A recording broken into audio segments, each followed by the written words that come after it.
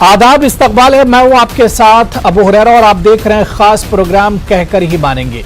Paper leak या इम्तिहानी पर्चों का अफशा होना अब एक आम सी बात बनती जा रही है। पेपर लीक से मुल्क की कोई रियासत अछूती नहीं है।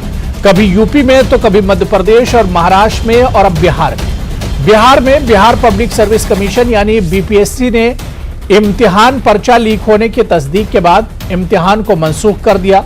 बीपीएससी के 67वें मुकाबला जाती इम्तिहान का इतवार को रियासत के मुख्तलिफ मराकिज पर इनेकाद किया गया।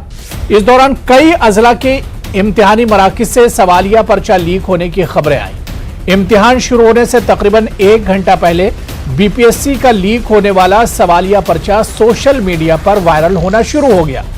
इंतजामिया फौरन इम्तिहान रद्द करने का इंतजामिया ने ऐलान कर दिया, लेकिन सवाल यह उठता है कि यह किसकी नाकामी का नतीजा है जो इस तरह की चीजें बार बार होती हैं। कभी सब इंस्पेक्टर भर्ती का पर्चा लीक होता है तो कभी टीचर भर्ती का। इस तरह की सैकड़ों मिसालें हैं। इसका खमियाजा तलबा को भुगतना पड़ता है। आखिर पेपर लीक का मसला कैसे होगा ठीक, आज इसी को हम समझने की कोशिश करेंगे और बार बार इस तरह की चीजें कैसे हो जाती हैं, इसी को हम आज इस प्रोग्राम में समझने की कोशिश करेंगे। बहुत खास मेहमान मेरे साथ जुड़े हुए हैं। बहुत जल्दी अपने मेहमानों का आपसे तारुफ करा देता हूं। मेरे साथ आनंद माधव साहब हैं जो कि स्पोक्स पर्सन है कांग्रेस के। मेरे साथ प्रेम कुमार साहब सीनियर जर्नलिस्ट हैं, वो भी इस डिबेट का हिस्सा है। प्रोफेसर रेहान खान सूरी साहब माहिर तालीम है, एजुकेशनिस्ट हैं, वो भी इस डिबेट में जुड़े हुए हैं। कुछ देर में उदय सिंह साहब बीजेपी स्पोक्स पर्सन है, वो भी इस डिबेट में जुड़ेंगे। सभी मेहमानों का बहुत इस्तकबाल है न्यूज 18 उर्दू में। मैं सबसे पहले प्रोफेसर रेहान खान सूरी साहब आपसे ही सर शुरुआत करना चाहूंगा, क्योंकि पेपर लीक या इम्तिहान का पर्चा लीक होना या किसी एग्जाम का पर्चा आउट हो जाना ये कब आम बात बनती जा रही है और ये किसी एक दो रियासत का सर मसला नहीं है। पूरे हिंदुस्तान, कोई रियासत तकरीबन अब इससे अछूती नहीं रही है।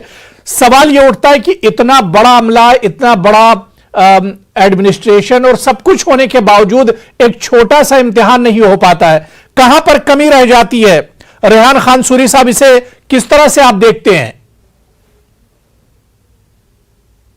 को देखिए इसमें कोई शक नहीं कि जहां पर आपने जैसे कहा बड़ा हमला होता है और जहां पर लेयर्स ज्यादा होती हैं वहां पर लीकेज के चांसेस भी बढ़ जाते हैं। लेकिन ऐसा नहीं है कि कोई फूल प्रूफ सिस्टम नहीं बन सकता या नहीं होना चाहिए। अगर आप मिसालें देखें तो बहुत सारी ऐसी मिसालें जिनका पेपर कभी लीक नहीं होता। तो कुछ चीजों में मुझे लगता है कि बहुत अहम है कि आप उसके इक़दाम क्या उठाते हैं, आप किस तरह की प्रिकॉशंस लेके चलते हैं, कितना आप उसको कितना अच्छी तरह से उसको बेसिकली, क्योंकि पेपर लीक होने के बहुत सारी स्टेजेस होती हैं जी। जिस तरह से देखा गया है पहले जो वजूहात रहती थी कि भाई जिसने पेपर बनाया वो लीक कर सकता है, एक वजह ये हो सकती है। दूसरा, जनरली पेपर के जो अभी तक मेरी जहां तक नॉलेज है उसमें पहले प्रिंट एक बहुत बड़ा सोर्स होता था, जहां पेपर प्रिंट होते थे वहां से कब पेपर लीक हुआ करता था। लेकिन अभी जो पेपर लीक होने के जहां तक देखा गया है कि उसमें कहीं ना कहीं जो ऐसा, क्योंकि एक लेयर तक सिक्योरिटी बहुत अच्छी रहती है पेपर्स की, जहां भी रखी जाती है जब पेपर को रिलीज करना होता है। लेकिन जब पेपर उस डोमेन से बाहर आता है तो लेयर्स बढ़ने की वजह से कुछ ना कुछ ऐसी कहीं ना कहीं, क्योंकि जब आप किसी बड़े स्केल पे किसी एग्जाम को एग्जीक्यूट कर रहे होते हैं तो जाहिर है आपको पेपर को एक जगह से दूसरी जगह मूव करना होता है। वो कोई सा भी मीडियम हो सकता है, वो मीडियम फिजिकल भी हो सकता है, वो मीडियम ऑनलाइन भी हो सकता है, बहुत सारे उसके तरीके होते हैं। तो जब आप इस तरह के पेपर्स को एक्सटेंड करते हैं, दूसरी जगह पर भेजते हैं, और जब आप देखिए हिंदुस्तान हमारा बहुत बड़ा कंट्री है, और जब आप खास तौर से ऐसे सेंटर्स पे भेजते हैं जो थोड़ा सा दूर दराज इलाकों में होते हैं, तो कहीं ना कहीं आपको एक टाइम लेना पड़ता है और कुछ लोगों पे रिलाई करना होता है। और जब आप जब सिस्टम में जब लेयर्स आती हैं तो जाहिर है उसकी जो एक सिक्योरिटी होती है उस पर कहीं ना कहीं एक बहुत बड़ा इशू होता है। तो इंटीग्रिटी जाहिर है सिस्टम में कौन कहाँ पर इस तरह की लीकेज करेगा उसको मैनेज करने में तकलीफ होती, परेशानी हो जाती है। तो इसमें कुछ मुझे लगता है इनोवेशन लाने की जरूरत है, कुछ मैकेनिज्म को चेंज करने की जरूरत है, पुराने पैटर्न्स को, क्योंकि अभी टेक्नोलॉजी और अगर आप देखें और जिस तरह से टेक्नोलॉजी का एडवांसमेंट हुआ है, हमें अपने तरीक़ेकार को भी बहुत ज़्यादा चेंज करना होगा, उसकी ज़रूरत है। बिल्कुल, सवाल ये उठता है कि इतने मॉडर्न और नए दौर में हम लोग जी रहे हैं, लेकिन ये तमाम चीज़ें हो जा रही हैं और ये चीज़ें बार बार होती हैं, तो सवाल ये भी उठता है कि जानबूझकर ये चीज़ें होती हैं या फिर वाकई में इसके पीछे कोई बड़ा गैंग है या बड़े तालीमी माफिया है जो इससे जुड़े हुए हैं। मैं आनंद माधव जी आपके पास आना चाहूंगा, क्योंकि इसमें एडमिनिस्ट्रेशन और सरकार का भी बहुत अहम किरदार होता है। इतने अहम इम्तिहानात होते हैं, आप देख लीजिए कि किसी भी रियासत का उठाकर आप रिकॉर्ड देख लीजिए, यूपी की हम बात करते हैं, बिहार की, मध्य प्रदेश या महाराष्ट्र की बात करते हैं, यूपी में आप देख लीजिए पिछले कई सालों से कई पेपर एक लीक हुए, चाहे वो सब इंस्पेक्टर इम्तिहान का पेपर हो, टीटी का पेपर हो या पुलिस भर्ती का पेपर हो, मेडिकल से मुतालिक पेपर हो, तो इस तरह के मामले बार बार आते रहते हैं। ऐसा आखिर क्यों होता है?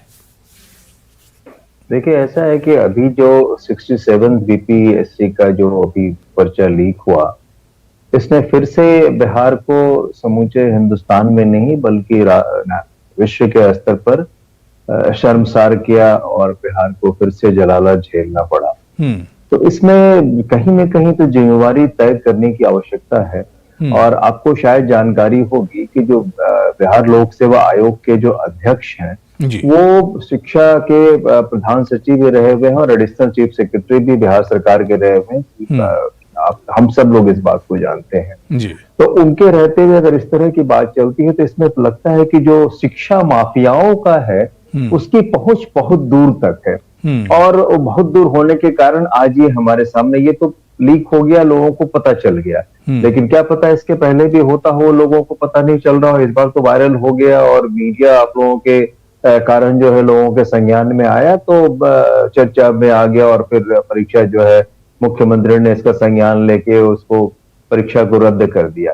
आप ये सोचिए कि 5 साल, 6 साल, 10 साल विद्यार्थी लगाते हैं और इस प्रतियोगिता परीक्षा की तैयारी में, अब उनका परीक्षा रद्द हो गया। कितनी तैयारी करके आए थे, इसमें कई जेन्युइन छात्र जो हैं उसमें से बहुत सारे डिप्रेशन के शिकार हो जाते हैं, बहुत सारे छात्र तो फिर आगे को सोचता नहीं है, अगली बार वैसी तैयारी हो पाएगी या नहीं हो पाएगी इसकी भी संभावना कितनी रहती है, ये हम सब जानते हैं। ऐसी परिस्थिति में नुकसान कितना हुआ और किस तरह से ये जो है एक बच्चों के भविष्य के साथ, 1-2 नहीं 5 लाख बच्चों के भविष्य के साथ जो ये खिलवाड़ हुआ, तो जिम्मेदारी इसकी तय होनी चाहिए और जो भी है इसमें उनको कड़ी से कड़ी सजा मिलनी चाहिए कि दोबारा ये हो नहीं। सच्चाई ये है कि आपने पहले भी देखा और ये कई चैनल पे वायरल भी हुआ था कि मैट्रिक के परीक्षाओं में किस तरह से चोरी कराने की बात आई थी और भी कई उसमें संज्ञान में आया था। जो टॉपर थे वो हुआ था उसका भी सब लोगों ने माहौल उड़ाया था कि किस तरह से कौन सा बच्चा टॉप कर गया जिसके बारे में किसी को पता नहीं और वो सही ढंग से कुछ नहीं बोल पा रहा था। तो ये भी है कि हमारे यहाँ गुणवत्ता का भी जो है बहुत अभाव है और ये जो है शिक्षा का स्तर में निरंतर ह्रास होने के कारण ही ये सबका सारे का सारा ये परिणाम है। तो हमको इसको देखना चाहिए कि प्रशासन जो है वो किसके हाथ में है। क्या सारे निर्णय एडहॉक स्तर पे होते हैं? क्या लेकिन ये मसला तो हर सरकार में देखिए रहा है आनंद जी, कोई भी सरकार रही हो, हर सरकार में मसला रहा है। ये 67 बीपीएससी का जो परीक्षा का प्रश्न लीक हुआ है, ये आजादी के बाद पहली बार हुआ है बीपीएससी का।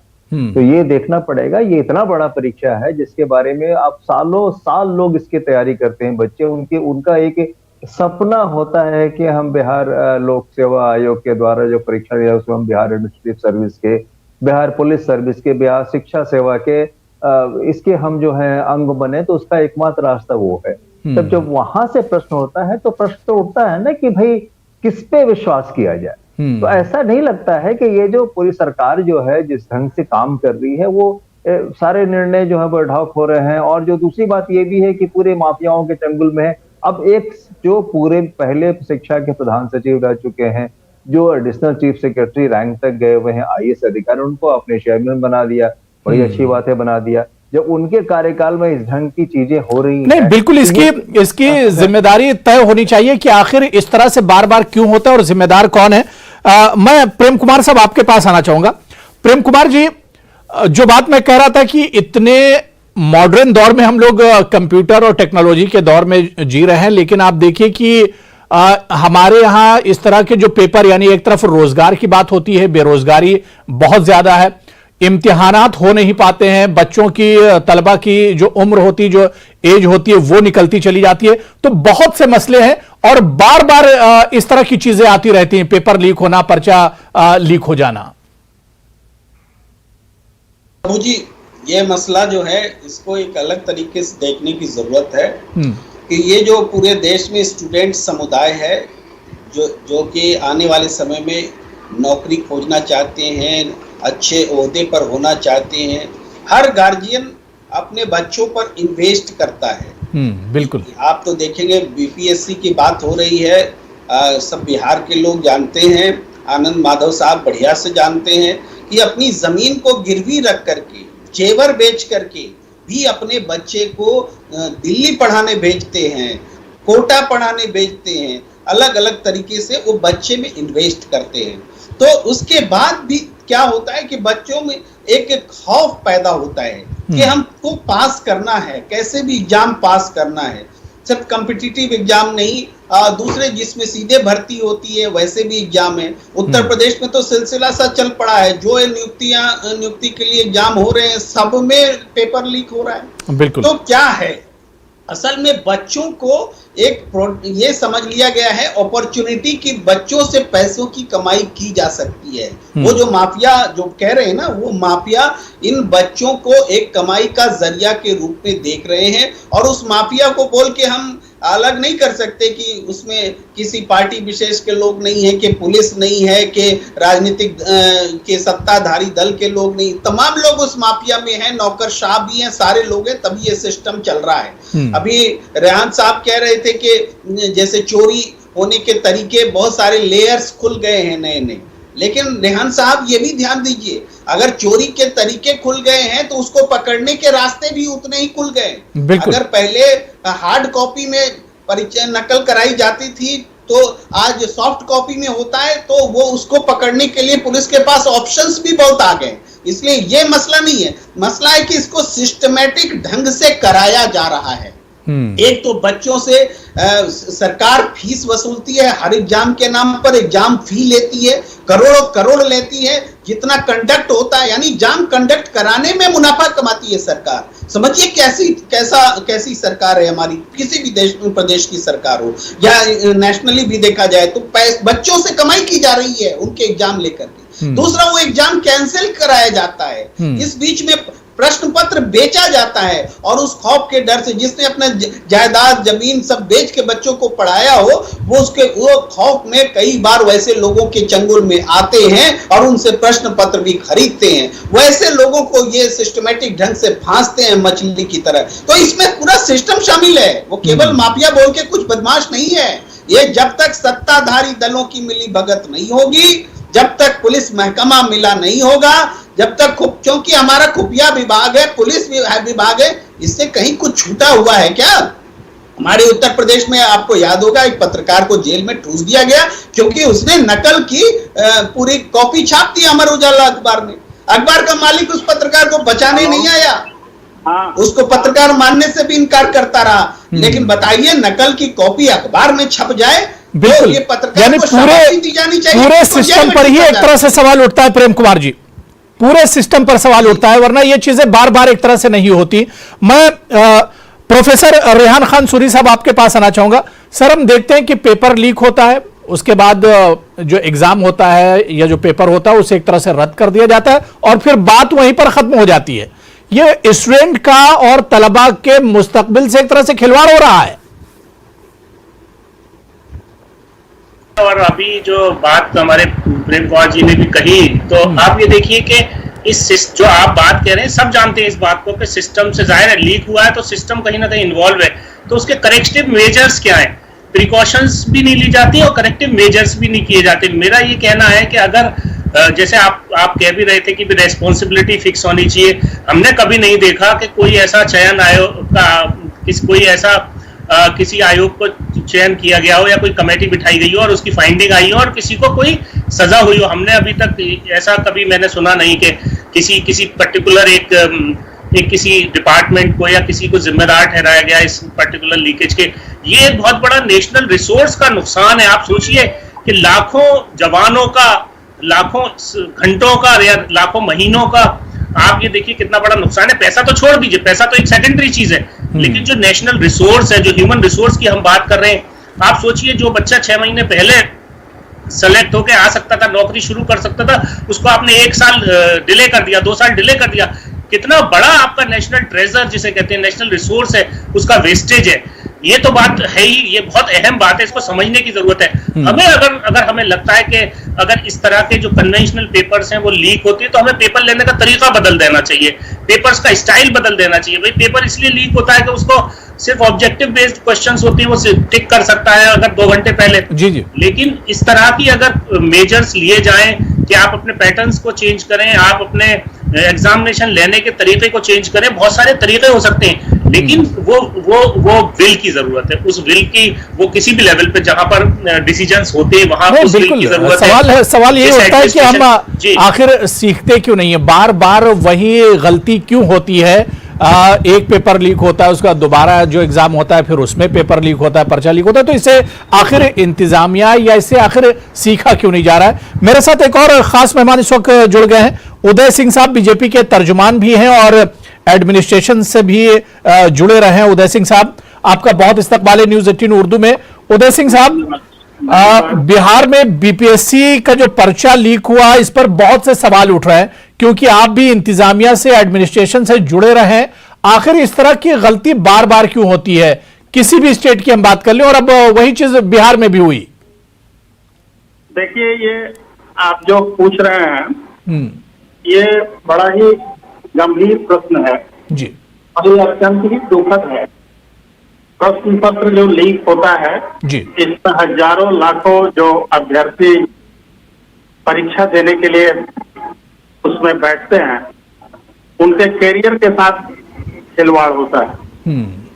और हम लोगों ने देखा है आजकल जब से कम्युनिकेशन का साधन विकसित हुआ, तो इससे पेपर लीक का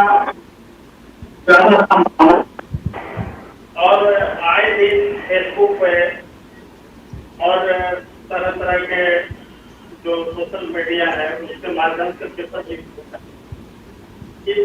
आपको एक चीज बताना चाहते हैं नहीं कि पेपर लीक, उदय सिंह जी, आपको नहीं लगता है कि सिस्टम में ही खराबी है? जो चीज बार बार हो रही है उस पर काबू नहीं पाया जा रहा है, मतलब अंदर ही कुछ गड़बड़ है। हेलो जी उदय जी, हम ये कम्युनिकेशन प्रॉब्लम है। आई एम सॉरी, आप मेरी बात को सुन पा रहे हैं? जी जी जी, मैं सुन रहा हूँ। जी, देखिए, इधर हुआ क्या है कि एग्जाम कंडक्ट करने वाले बहुत सारे अथॉरिटीज होते हैं। कभी यूनिवर्सिटी का एग्जाम होता है, कोई सर्विस कमीशन का एग्जाम होता है, रेलवे रिक्रूटमेंट बोर्ड का एग्जाम होता है। तो जो भी एजेंसी या अथॉरिटी एग्जाम कंडक्ट कराती है उसका ये पूरा रिस्पॉन्सिबिलिटी होता है कि उसकी सैंक्टिटी बनी रहे जी। और अगर किसी तरह का उसमें कहीं पे कोई लीकेज होता है और किसी तरह का उसमें और ये पेपर लीक का या दूसरे तरह की कुछ उसमें एबनॉर्मलिटीज आता है, तो उस अथॉरिटी पे प्रश्न चिन्ह उठता है। ये बहुत बड़ा स्टिग्मा होता है।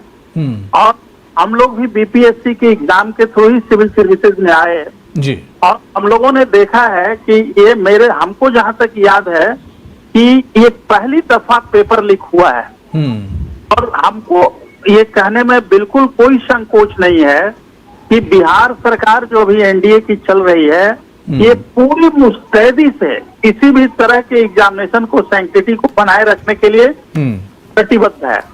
अब याद है जब हम लोग डिस्ट्रिक्ट एडमिनिस्ट्रेशन में, हाँ, लेकिन इतना फुल प्रूफ होने के बाद भी पेपर लीक हो गया। और उदय जी, जहां तक सरकार की आप बात कर रहे हैं, यूपी सरकार की मिसाल आपके सामने, जहां पर आप देख लीजिए कि एक लाइन लगी हुई है, सब इंस्पेक्टर भर्ती का पर्चा लीक होता है, यूपीपीसीएल का पर्चा लीक होता है, यूपी पुलिस भर्ती, मेडिकल डिपार्टमेंट, नल ऑपरेटर भर्ती और सिपाही भर्ती, टीटी इम्तिहान, मतलब एक बड़ी फहरिस्त है इम्तिहान होते हैं, तलबा को इंतजार होता है, और जब इम्तिहान का पर्चा आता है तो पता चलता है कि पर्चा पहले से लीक हो चुका है, सोशल मीडिया पर वायरल हो रहा है। मैं उसी को स्पष्ट करना चाहता हूँ।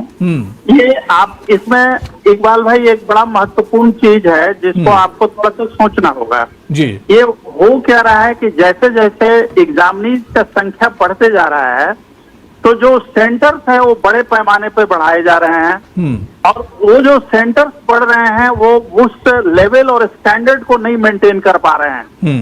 इस लेवल और ठीक है आनंद माधव जी, क्या जो कमियां यहां पर उदय सिंह जी बता रहे हैं, क्या आपकी नजर में भी वही कमियां हैं?